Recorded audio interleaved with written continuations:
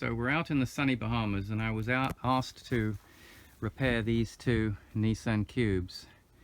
These are 2004-2005 versions, and the butcher who was at them before left me with this. He had gone and removed the camshafts without making any notice of recording how the timing chain was timed to the camshafts and to the crankshaft, and there are bits and parts everywhere. So I decided I would attack this one first, and I've gone and resurfaced the head, reconditioned the head, done all of the valves, and I'm now in the process of putting this back together again. And it's been a challenge because trying to find information on the internet as to how to time this engine up has been problematic, but I finally found the information that I needed, and I want to try and make this as easy as possible for whoever else is struggling to get the information on these particular engines. It's a Nissan, it's a 1.3 litre, 1.4 litre. This particular engine was only in the Cube 2s. They were never exported from Japan other than to the Bahamas and a couple of other countries, but never to the United States. These engines are also in a couple of other Nissans in Europe. And if you're into this engine, you'll recognize it just from looking at it. It's pretty distinctive. So, if we come over here, just turn the crankshaft around. You might have to do it a couple of times until you'll notice that the timing chain has these two specifically colored orange ends on the links. And you can see that those ends, when the engine is at top dead center on the compression stroke of number 1, which is the cylinder closest to the front of the engine, when this is on top dead center of the compression stroke, we can tell that that's the case because we can see that the cams for the intake and the cams for the exhaust are away from the actual followers, meaning that both of these valves are closed on number 1, ready for the power stroke, the spark plug to fire and the power stroke. So you'll notice that when that is on top dead center, that this timing chain coincides very nicely with these two links either side. And this is the intake camshaft, and that is the exhaust camshaft.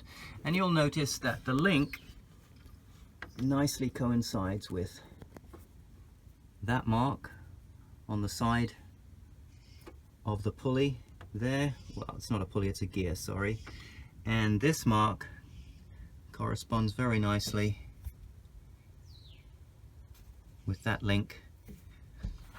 Now at the moment it's on the relaxed position because I haven't gone and put the camshaft tension, the chain tensioner on yet, and I'm about to do that, and I'll be bolting that in there in a moment, and I'll come back and show it to you completely assembled. So that's the position you need to get it in order to time this engine.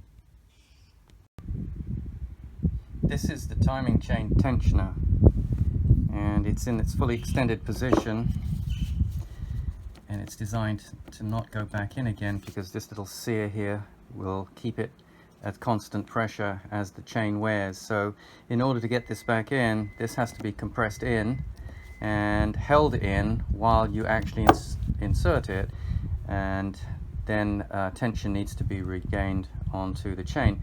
So the way I found to do that, and I can't demonstrate because I'm holding the camera with one hand, but you use a small screwdriver, and as you push in there at the same time. Yeah, there you go. And you can see that it'll easily go in. And then what you have to do is you have to make a little tool to hold that, and I did that with a split pin. So hang on, let me just put that together and show you. Here we go. So I just used a split pin and I wedged it in, and that keeps the sear up, and it stops this sear from going back and then releasing the spring tensioner, and now it's ready to put in. So it's a matter of just offering it up there, bolting it in, and then when you're ready, just pull this split pin out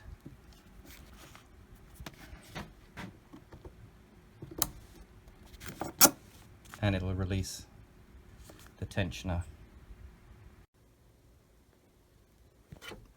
Here we are with the chain tensioner installed in the engine, and it's still in the slack position, and I had to just scoot the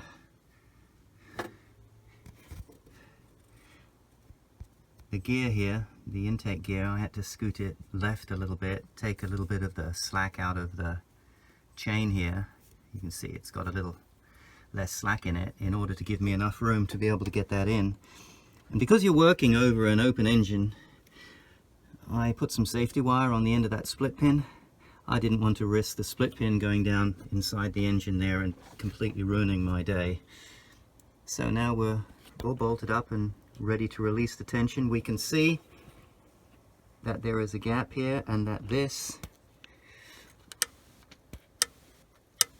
is not under any tension yet. So the moment that I remove that pin, that will pop out there and we'll put tension back on the timing chain. So let's go ahead and do that.